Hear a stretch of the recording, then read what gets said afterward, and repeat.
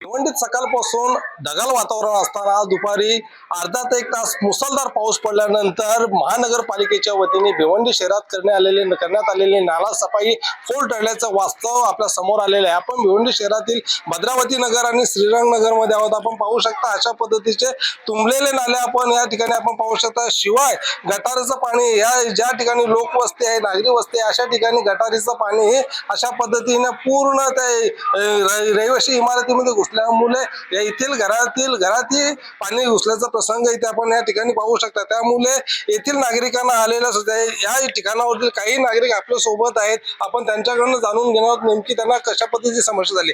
ताई काय सांगाल, याच्या आधी कधी पाणी भरलं होतं का? नाही, याच्या आधी कधी पाणी नाही भरलं होतं। कशामुळे पाणी भरलंय? ये बिल्डिंगच्या बाथरूम साठी सगळ्यांचे ते सगळे केले नाहीत ना बरोबर, म्हणून ते जे पाणी सगळं आलं ते बी पाऊस जास्ती नव्हता आलेला। थोडा पावसामध्येच एवढी आमची नुकसानी झाली।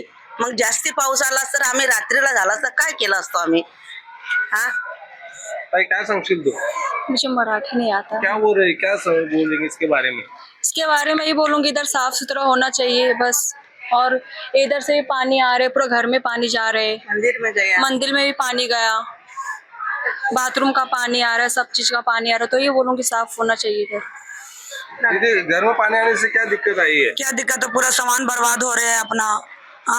सामान बर्बाद हो रहा है, सामान भर के थोड़ी ना कोई देता है।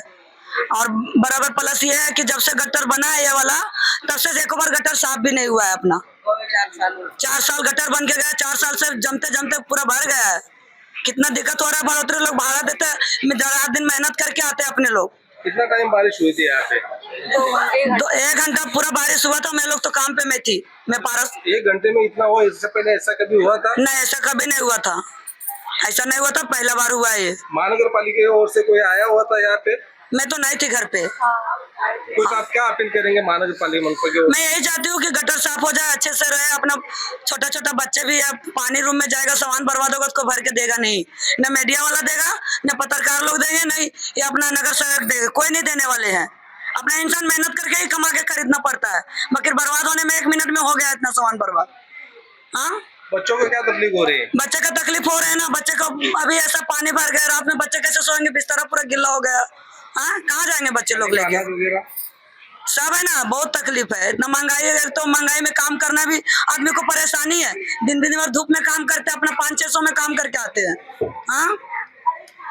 आपण पाहू शकता भिवंडी शहरामध्ये मोलमजुरी करणारी लोक या ठिकाणी या वस्तीमध्ये राहत आहेत आणि अशा लोकवस्तीमध्ये नाले सफाई फुल ठरल्यामुळे येथील लोकांच्या घरामध्ये पाणी घुसल्याने घरातील अन्नधान्याची नासाडी, अंथरूण पांघरणाची नासाडी झालेली आहे। पुन्हा एकदा महानगरपालिकेची नाले सफाई फुल ठरल्याचा समोर आल्याचं वास्तव आपण या ठिकाणी पाहू शकता। नरेश पाटील, न्यूज 18 लोकमत, भिवंडी।